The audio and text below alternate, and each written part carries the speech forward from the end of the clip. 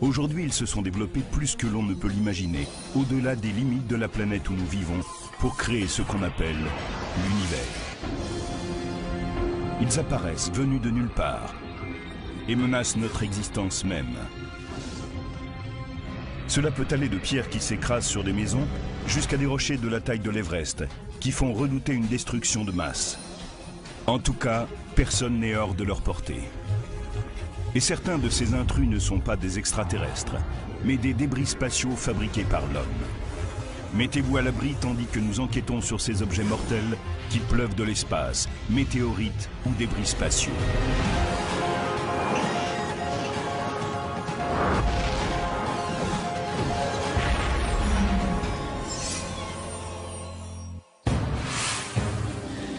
« 23h39, 6 octobre 2008. L'observatoire de Catalina en Arizona note un événement inédit.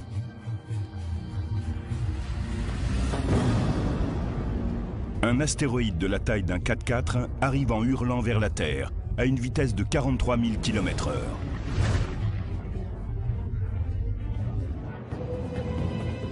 La communauté scientifique internationale est en alerte.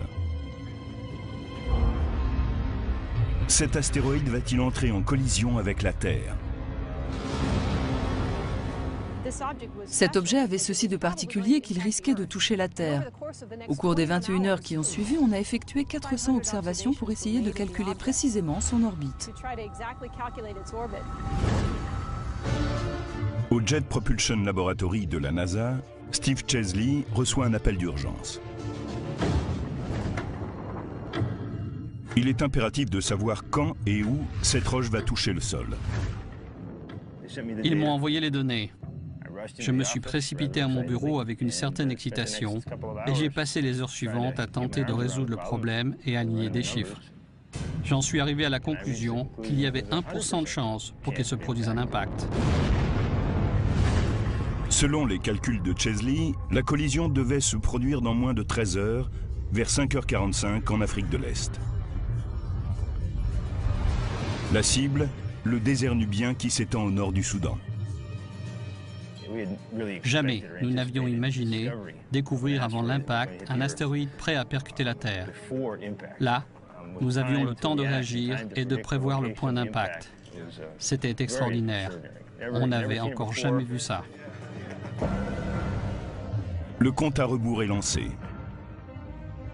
Le temps est insuffisant pour arrêter cette course folle. On avertit par email ceux qui sont au sol aussi bien que dans les airs. 5h45. C'est l'instant fatal. Un pilote de ligne commerciale survole le Soudan. Il voit une boule de feu entrer dans l'atmosphère de la Terre et exploser avec une énergie équivalente à des milliers de tonnes de TNT.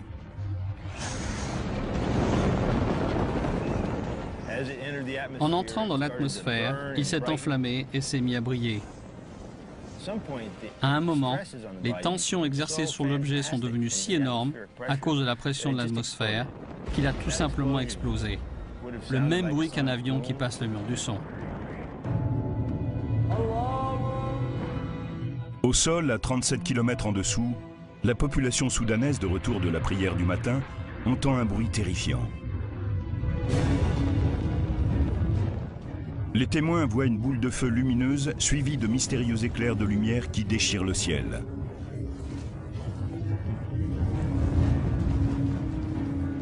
Les spécialistes avaient espéré que l'astéroïde ne soit pas assez lourd pour traverser entièrement l'atmosphère terrestre et créer une catastrophe au sol. Des satellites pistent cette violente explosion, mais rien n'indique qu'il reste des fragments. Des gens ont peut-être été effrayés par un tel impact, mais le risque de blessure est vraiment très faible en présence d'un objet si petit. Et Steve avait raison. Aucune blessure ou dégâts liés à la chute de débris n'a été signalée dans la région. La Terre a échappé au désastre parce que la région était très reculée et que l'impacteur était bien petit. Mais l'histoire ne s'arrête pas là.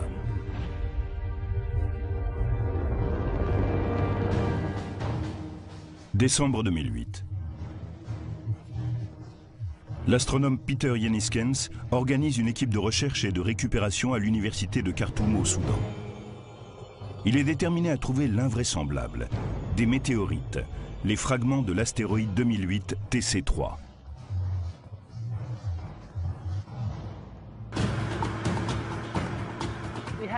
Nous avons affrété un autobus avec des étudiants impatients de commencer les recherches. Nous avons parcouru 29 km dans le désert avant d'arriver au lieu proche de l'explosion et de chercher des petits morceaux résiduels. Le seul guide des chasseurs de météorites est une carte du désert nubien sur laquelle on a tracé le trajet qu'a dû parcourir l'astéroïde. Ils se sont servis de la trajectoire que j'avais calculée et de la piste que j'avais tracée sur la carte du désert pour les guider dans leurs recherches. On s'est mis en ligne à intervalles de 20 à 30 mètres et on a commencé à avancer ensemble dans le désert, à la recherche de choses noires. Mais localiser de petites pierres ressemblant à des morceaux de charbon dans un désert rocheux, c'est un peu comme chercher une aiguille dans une botte de foin. Le soleil se couche sur la première journée et l'équipe est sur le point de repartir les mains vides quand un étudiant arrive avec une pierre qui éveille les soupçons. Un étudiant, Mohamed Al-Amin, avait une petite pierre dans la main. C'était de toute évidence une météorite. Sa croûte de fusion était d'un noir magnifique. Cela ne faisait aucun doute. C'était une météorite. Tout le monde a commencé à crier, à chanter, à agiter les bras. Il découvre 280 échantillons de météorites d'un poids total de 11 livres. Pour des spécialistes des planètes, c'est comme découvrir une véritable mine d'or. Voici une des météorites qui a été récupérée. Elle n'était pas plus grande que cela. Nous pensons qu'un certain nombre d'entre elles sont tombées très rapidement après l'explosion. Et cela a provoqué leur éclatement alors qu'elles étaient encore dans les airs.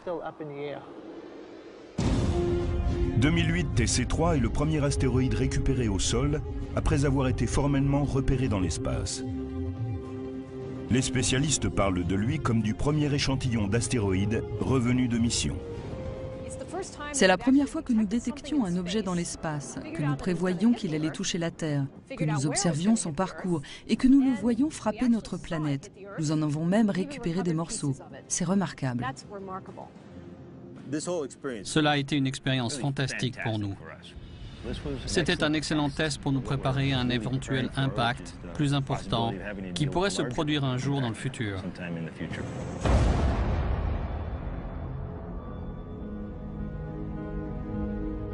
La Terre n'aura peut-être pas autant de chance la prochaine fois.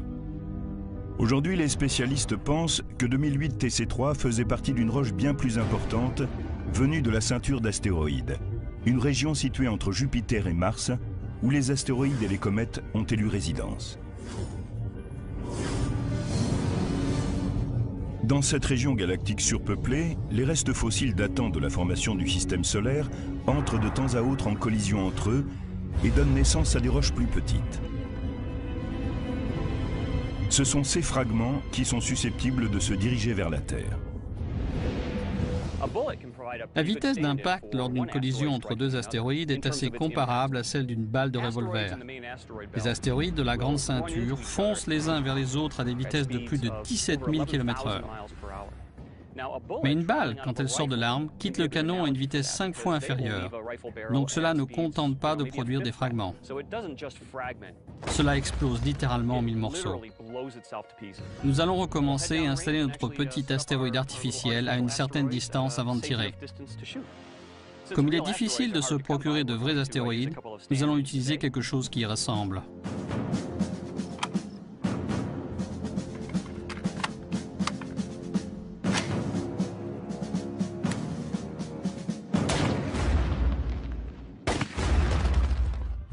Ces impacts de balles sont comparables aux collisions de la ceinture d'astéroïdes.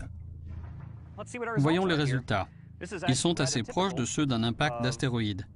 On a quelques gros morceaux, quelques morceaux de taille moyenne, mais la nature sait particulièrement bien fabriquer une foule de petits débris.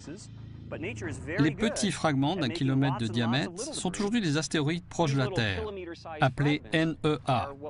Ils ont fait leur chemin depuis la grande ceinture d'astéroïdes, et en entrant dans le système solaire intérieur, ils passent à côté de notre planète et parfois entrent en collision avec elle. Ces objets proches de la Terre, ou NEA, ont transformé notre environnement spatial en une zone dangereuse. La vitesse à laquelle ces objets filent dans le système solaire intérieur les rapproche d'un groupe de véhicules conduits par des chauffards sur une autoroute. Les véhicules se déplacent à grande vitesse. Quand ils croisent de petites routes sans regarder, ils entrent en collision. Ils se percutent à grande vitesse. C'est un peu comme les objets qui suivent des orbites différentes autour du Soleil. À intervalles de plusieurs siècles, la Terre est frappée par des roches de la taille d'un stade de football, qui peuvent détruire des villes entières. Mais tous les 500 000 ans, nous sommes percutés par des roches de la taille de montagne, qui, elles, peuvent déclencher des désastres globaux.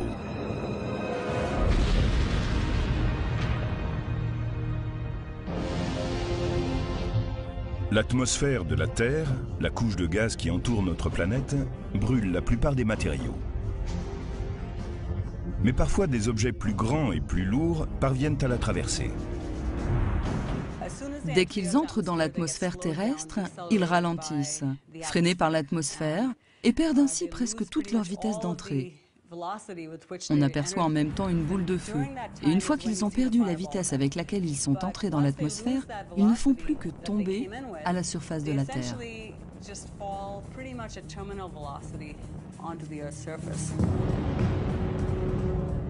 Quand les astéroïdes atteignent l'atmosphère terrestre, ils deviennent des météores, des boules de feu lumineuses dans le ciel.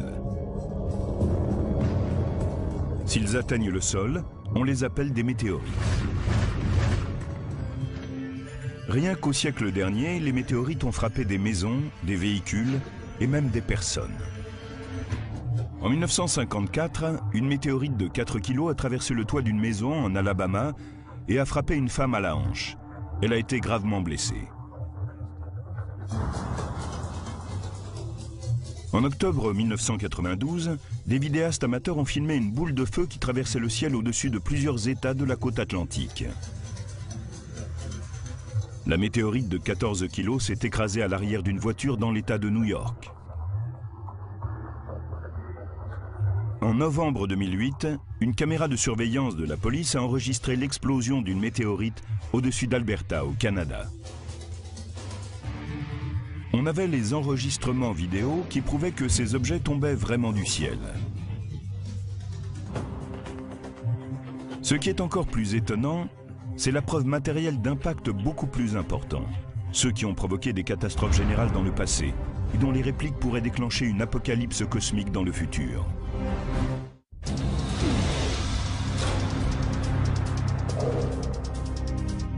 La Terre n'a pas toujours été une destination idéale pour les êtres humains.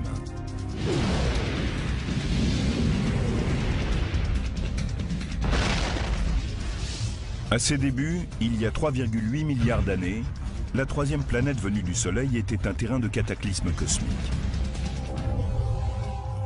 Au cours d'une brève période appelée le Grand Bombardement Tardif, des milliards de débris vestiges de la formation du système solaire ont martelé de coups notre planète. Ces impacts étaient 20 000 fois plus nombreux qu'aujourd'hui. Ce qui s'est passé, c'est que Jupiter et Saturne, deux planètes géantes de notre système solaire, sont entrées en résonance gravitationnelle. Ainsi, Jupiter parcourait 2 orbites complètes autour du Soleil, tandis que Saturne n'en accomplissait qu'une. Cela a entièrement réorganisé le système solaire. Il y a eu un remaniement d'Uranus, de Neptune, de Jupiter et de Saturne, et les planètes géantes se sont déplacées plus loin. À ce moment-là, les planètes et les astéroïdes ont été envoyés valser dans le système solaire intérieur. En même temps, ces corps rocheux ont contribué à façonner notre planète naissante telle qu'elle est aujourd'hui. Voici les cicatrices de cette bataille. Seuls 170 cratères d'impact sont encore visibles sur Terre. Le temps, l'eau et la tectonique des plaques ont arasé la plupart des traces de cette ancienne période de violence cosmique. Mais on trouve des indices du passé tumultueux de la Terre sur la Lune, qui s'est formée en même temps, mais où aucun processus d'érosion ou de tectonique des plaques ne tente à faire disparaître les preuves.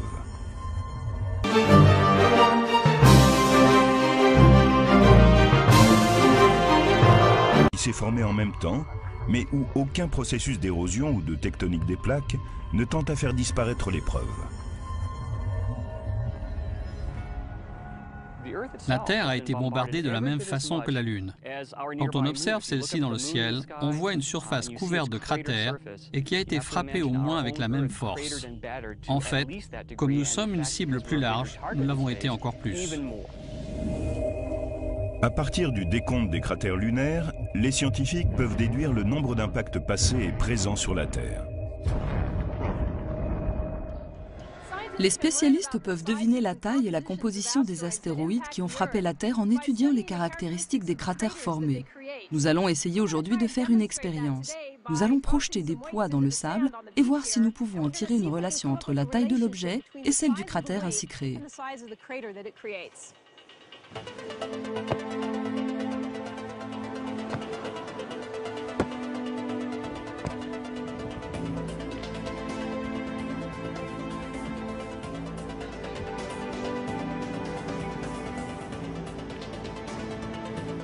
En me basant sur les mesures que j'ai prises, je calcule que cette plage a été frappée par 3 roches de 125 cm de diamètre, 5 de 15 cm de diamètre et 11 de 5 cm.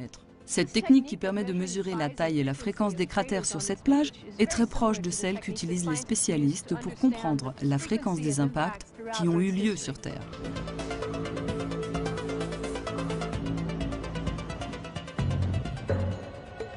Aujourd'hui, les cratères les mieux conservés se trouvent dans des zones désertiques. Le Meteor Crater, ou cratère Barringer, situé en Arizona, est un vestige du cataclysme provoqué par des objets venus de l'espace. Les spécialistes ne font que commencer à comprendre les répercussions de ces événements d'une grande violence. Ok, lumière. Bon, on peut recommencer à 250 000. Le géologue planétaire Peter Schultz a mis au point un nouveau type d'expérience pour simuler des cratères d'impact sous la surface. Au département de la NASA consacré au tir vertical de projectiles à très haute vitesse, la VGR, Schultz utilise un énorme canon à gaz léger de calibre 30 qui tire des projectiles sur différentes cibles à l'intérieur d'une chambre à vide. Aujourd'hui, nous allons essayer de regarder à l'intérieur du cratère quand il se forme. Pour cela, nous allons utiliser un bloc acrylique. Il est transparent, si bien qu'on peut observer le cratère quand il grandit, mais de l'intérieur plutôt que de l'extérieur. Cette petite bille représente l'astéroïde qui va percuter la Terre. Et maintenant, allons à l'intérieur.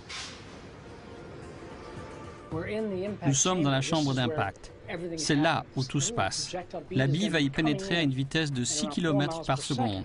Elle va frapper ce bloc transparent, puis nous allons regarder ce qui se produit sous le sol quand l'astéroïde frappe la surface de la Terre.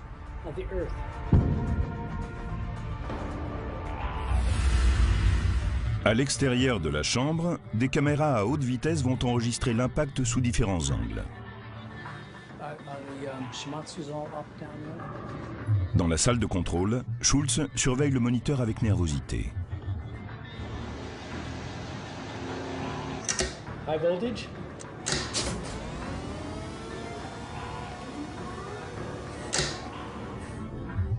Le canon vertical lance le projectile, la bille de verre, en direction du bloc acrylique. Parfait. Ok. C'est absolument génial. L'expérience est une réussite totale. Ici, nous avons l'impact. Et maintenant, on voit ce panache de vapeur. C'est vraiment du gaz brûlant. Il est à peu près la température qui règne à proximité de la surface du Soleil. En s'éloignant, il refroidit et maintenant on commence à voir le cratère se former avec le matériau éjecté. Maintenant, on voit le cratère commencer à se former de l'intérieur. C'est extraordinaire. Je vais voir ce qui s'est passé là-bas.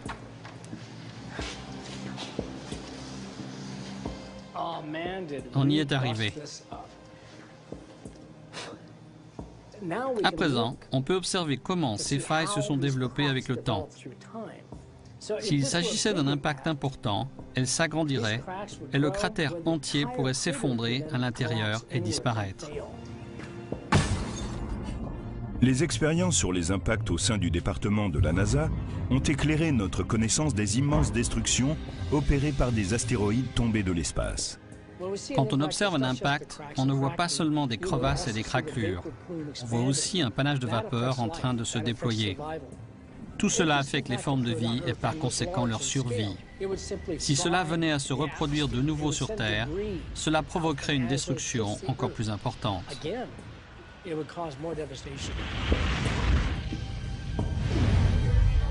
Les spécialistes ont découvert que des impacts d'objets venus de l'espace avaient déjà affecté l'évolution de la vie sur Terre.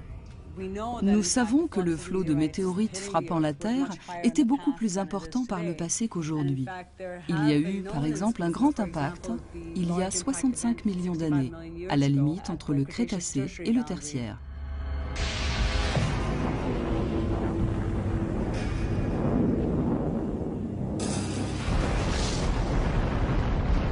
Il y a 65 millions d'années, un astéroïde de la taille de l'Everest a percuté la péninsule du Yucatan au Mexique, avec l'énergie d'une bombe de 100 millions de mégatonnes.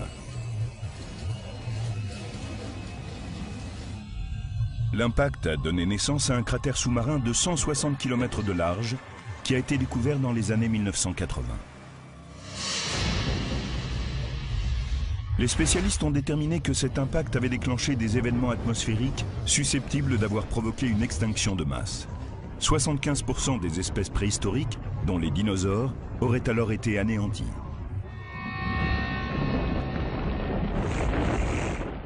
Quantité de causes ont pu conduire à ces extinctions. Par exemple, le réchauffement de l'atmosphère par les débris et les éjections peut avoir généré de monstrueux incendies, ou l'empoisonnement de l'atmosphère par des gaz émis par l'astéroïde atomisé. Ce fut le plus grand désastre écologique qu'on puisse imaginer. Mais était-ce la dernière fois qu'un astéroïde déclenchait une extinction de masse? Une nouvelle théorie controversée suggère qu'une roche spatiale est responsable de la disparition des grands mammifères de l'ère glaciaire.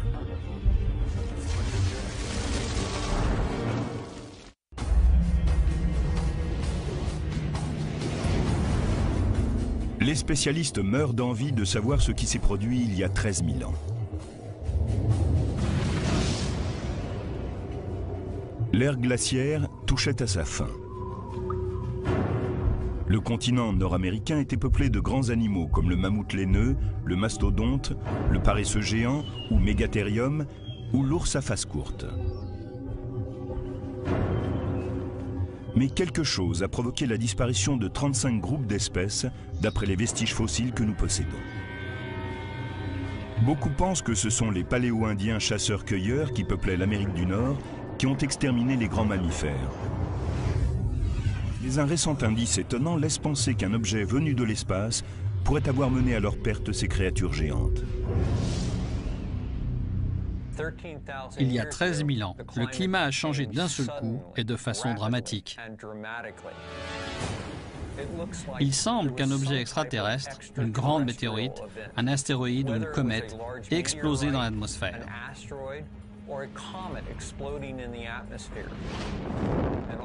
Et subitement, la planète a été ramenée dans une brève ère glaciaire. L'Amérique du Nord a vécu un bref retour aux conditions de l'ère glaciaire. Pourrait-il y avoir une relation entre cette vague de froid et la disparition des grands mammifères?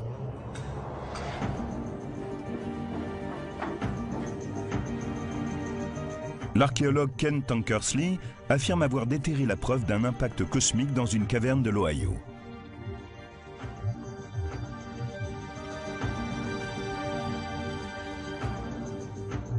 C'est l'un des 12 sites connus datés précisément de l'époque de l'extinction des mammifères, à la fin du Pléistocène, dernière ère glaciaire. Dans cette caverne, Tankersley et son équipe ont découvert les restes calcinés de plus de 60 espèces de plantes et d'animaux de cette période et des instruments de chasse de la culture paléo-indienne.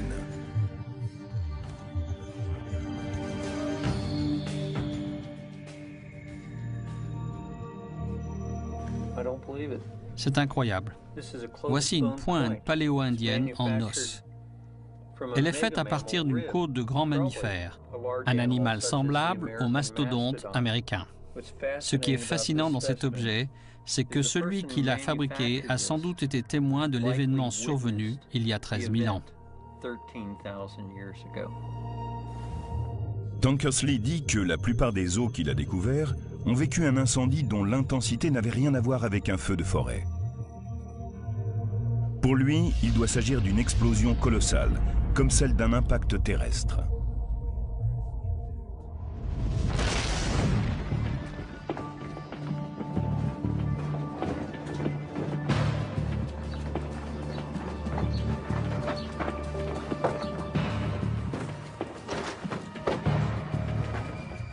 Pour les archéologues, c'est une trouvaille exceptionnelle.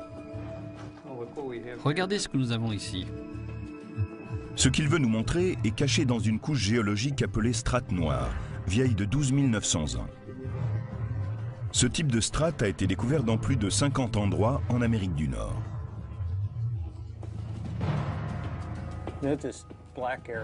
Je peux creuser à travers cette strate et dégager certaines zones plus sombres.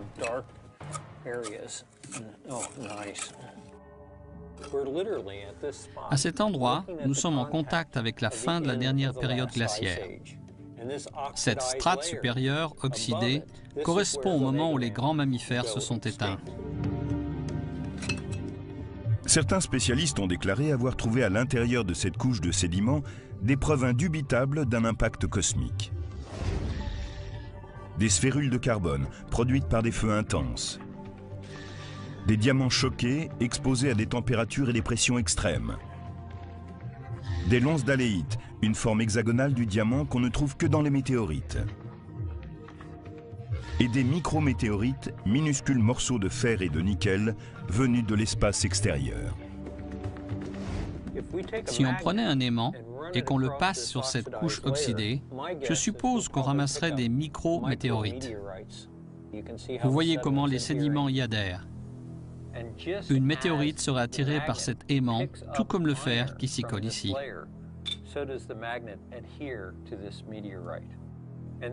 Cela laisse entendre que nous avons dans cette strate une forte concentration de micrométéorites et une absence totale aux étages supérieurs et inférieurs. Il y a 13 000 ans, il s'est produit ici un événement catastrophique.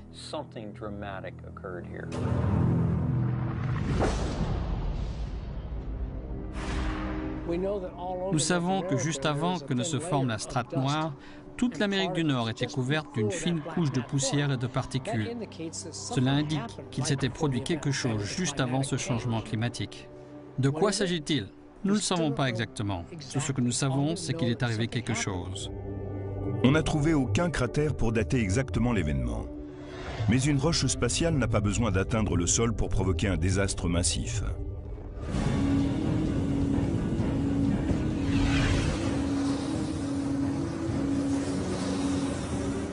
En 1908, un corps rocheux a percuté l'atmosphère à 10 km au-dessus de la Tunguska, une zone sauvage de la Sibérie. L'événement a libéré une énergie équivalente à 5 mégatonnes de TNT.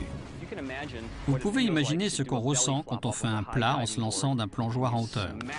Eh bien, un petit astéroïde éprouve une sensation similaire lorsqu'il est freiné subitement par la densité de la basse atmosphère.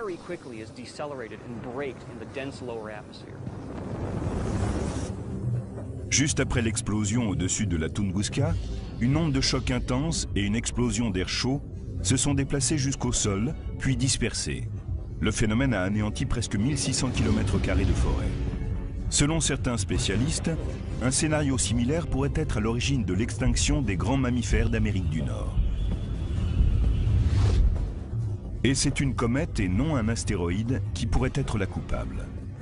Contrairement aux astéroïdes, ces boules de neige sales contiennent davantage de glace et de gaz qui tendent à se disperser avant d'atteindre la surface. Si une comète était tombée vers la Terre et avait explosé dans l'atmosphère, elle se serait dispersée en matériaux éjectés vers le bas. On aurait également vu toute une gamme de dépôts derrière elles. Il y aurait eu un fort incendie sur une large zone. Et tout ce qui se trouvait à l'intérieur de la zone d'impact aurait été détruit. En même temps, cela n'aurait pas eu d'effet immédiat sur le reste de la planète, mais juste à l'intérieur de la zone d'impact.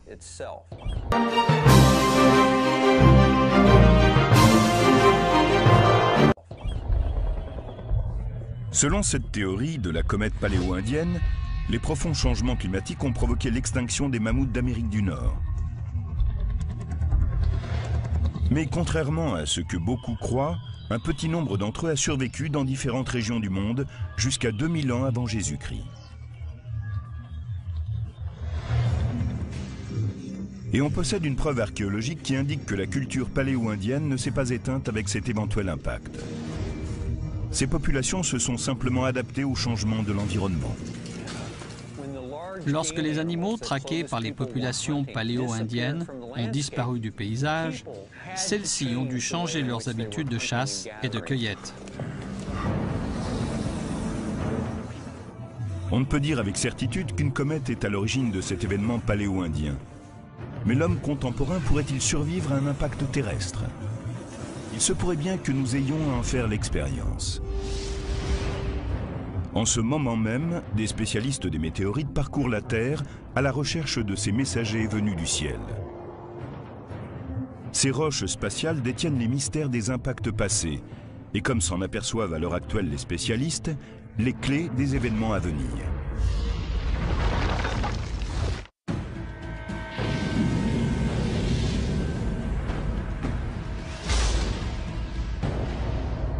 Extinction de masse.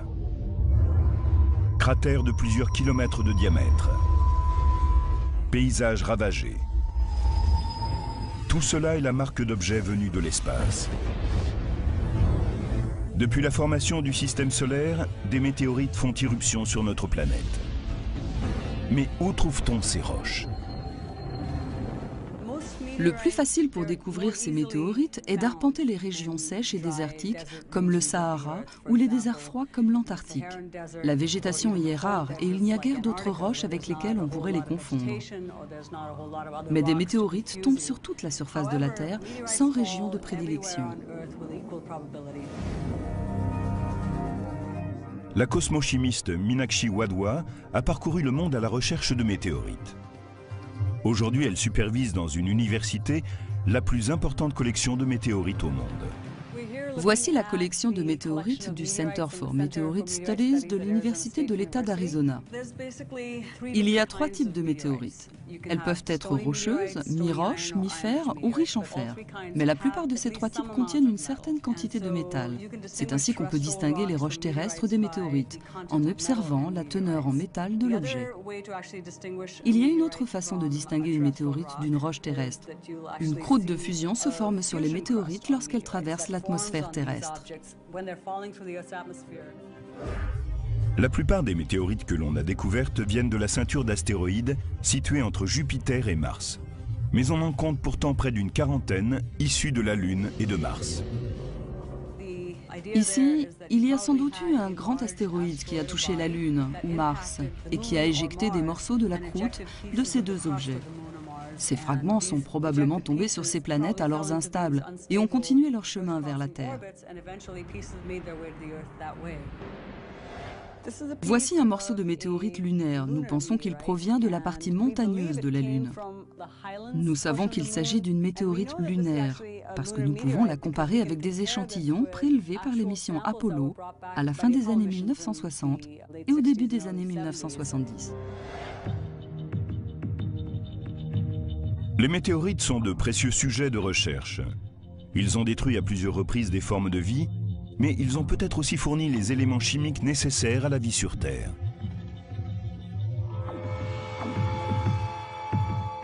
Voici peut-être une des météorites les plus étudiées au monde. Elle est tombée en 1959 au Mexique.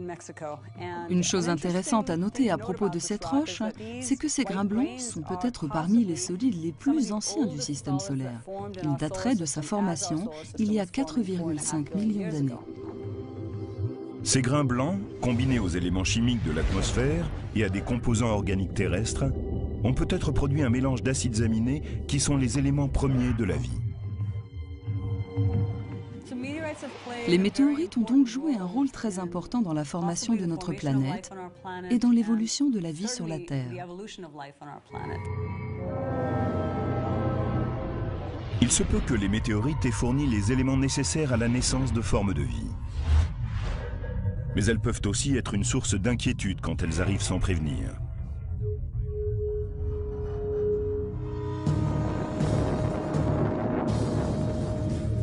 « 9 septembre 2007. Ce jour-là, une dangereuse météorite, filant dans le ciel comme l'éclair, a touché le sol près de la ville péruvienne de Carancas, à la frontière bolivienne. Les débris se sont dispersés sur un cercle de 180 mètres de diamètre et la météorite a creusé un cratère de plus de 15 mètres de large et 5 mètres de profondeur. Un homme qui roulait à vélo a été renversé. Un autre, qui regardait dans la direction opposée, s'est vite retourné et a vu l'objet frapper la terre et un grand panache s'élever au-dessus. En parlant avec les villageois, on s'est aperçu qu'ils n'avaient aucune idée de ce que c'était. Ils se disaient qu'il devait s'agir d'une manœuvre militaire, parce qu'ils sont tout proches de la frontière avec la Bolivie. Les spécialistes ont rassuré les habitants de la région en leur expliquant que c'était une météorite et non un missile qui avait donné naissance à ce cratère. Mais après l'événement, très vite, beaucoup de villageois se sont plaints de maux de tête et de nausées. Ils sont sans doute tombés malades à cause du soufre ou de la fine poussière qu'ils avaient inhalée. Les vapeurs venaient probablement du matériau qui suivait la météorite et qui a été atomisé en arrivant dans l'atmosphère. Le choc a sans doute provoqué en plus la libération de gaz. Mais une roche spatiale peut-elle libérer des substances nocives? Les films de science-fiction et les théories conspirationnistes affirment que des météorites pourraient diffuser sur notre planète des bactéries ou des virus mortels.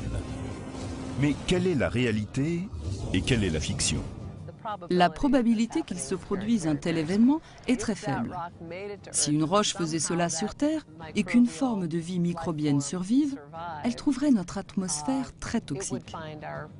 Un microbe qui a évolué dans un environnement sans oxygène ne peut pas survivre longtemps dans un milieu avec oxygène.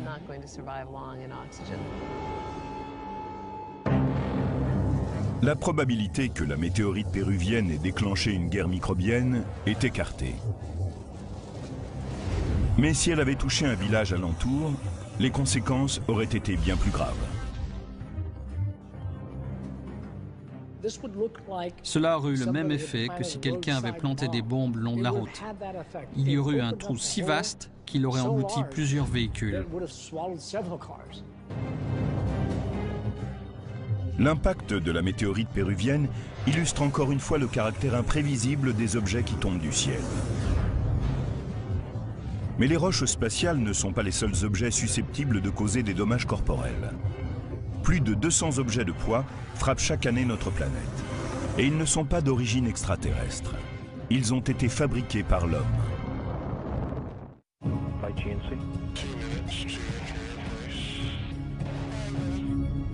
1er février 2003. La navette spatiale Columbia est sur le point d'achever sa mission dans l'espace quand la catastrophe se produit. La navette se désintègre au moment de sa rentrée dans l'atmosphère terrestre. Les débris tombent sur le Texas, la Louisiane et l'Arkansas. Les 7 membres d'équipage sont morts. Au moment de la rentrée dans l'atmosphère, la température s'élève. Certains éléments essentiels ont cessé de fonctionner correctement et finalement, l'appareil entier s'est montré défaillant. Les débris se sont répandus sur une vaste zone. Les catastrophes lors de la rentrée dans l'atmosphère d'un vaisseau spatial sont rares, mais les débris abondent.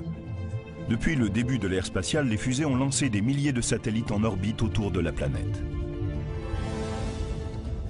Et le résultat, c'est que nous avons pollué l'espace avec des étages de fusées, des satellites hors d'usage, des réservoirs de carburant, aussi bien que des clous, des boulons et des résidus de collision ou d'explosion. Ces débris flottent à l'abandon au-dessus de la planète, comme dans un dépôt d'ordures cosmique. Et parfois certains retombent sur Terre. Il s'agit de savoir quand et où. Les objets qui rentrent dans l'atmosphère risquent réellement de toucher une personne en arrivant au sol.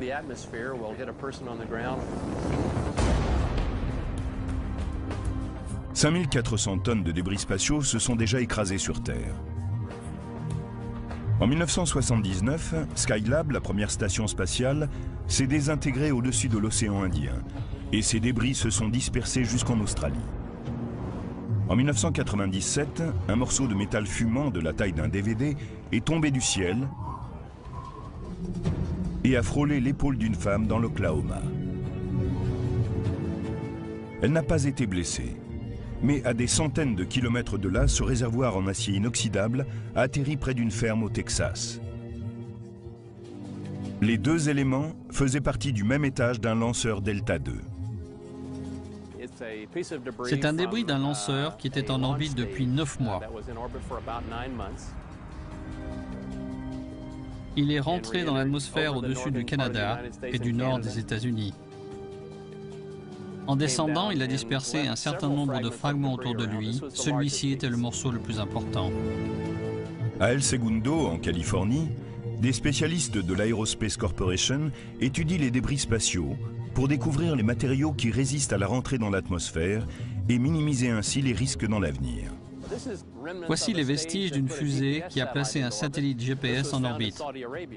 Elle a été trouvée en Arabie Saoudite. C'est en titane. C'est un matériau qui a un seuil de fusion très élevé. C'est une des raisons pour laquelle il est si bien conservé. Il se déplaçait à une vitesse d'environ 200 km/h quand il a touché le sol. Pourquoi ces objets retombent-ils sur Terre? La plupart des débris spatiaux se trouvent dans l'orbite basse de la Terre, à environ 950 km au-dessus de la surface de la planète.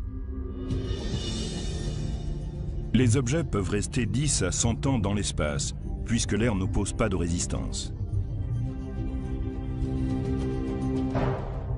Mais ils peuvent également subir un déclin d'orbite.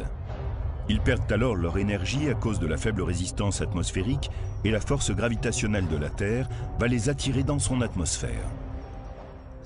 Certains satellites tombent assez vite et d'autres après un long délai, simplement parce qu'ils commencent à frôler l'atmosphère terrestre avec une force qui va croissante avec le temps. Cette petite force va finir par les attirer hors de leur orbite et c'est à ce moment-là qu'ils rentrent dans l'atmosphère terrestre. La plupart des débris s'enflamment au cours de la rentrée et sont pulvérisés. Mais certains morceaux plus solides, composés d'acier inoxydable ou de titane, résistent à des chaleurs exceptionnelles. Après avoir traversé les régions denses de l'atmosphère, ils tombent en chute libre. Ils frappent la surface terrestre à une vitesse assez faible, disons 45 mètres par seconde ou 240 km/h. C'est bien là le problème. On a un objet qui passe d'une vitesse orbitale à une vitesse quasiment nulle en un temps relativement court. La communauté spatiale internationale impose maintenant de nouveaux équipements, parmi lesquels un système de propulsion qui assure que les rentrées dans l'atmosphère s'effectuent au-dessus des océans. La communauté internationale s'est mise d'accord sur un risque acceptable d'environ 1 pour 10 000 pour la rentrée dans l'atmosphère. Cela signifie que si on effectue 10 000 rentrées, il y a toutes les chances pour qu'on ait touché quelqu'un sur la planète. Donc si vous dépassez cet objectif, vous devez faire rentrer le matériel dans une zone sûre comme un océan.